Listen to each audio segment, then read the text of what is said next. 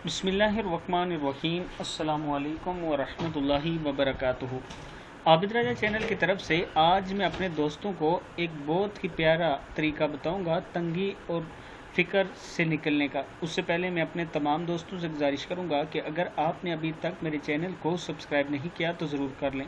तो शुरू करते हैं। बिस्मिल्लाहिर्रहमानिर्रहीम। इस्तग़फ़ार करना तंगी से निकलना और फ़िक्रें दूर करने का नुस्खा है।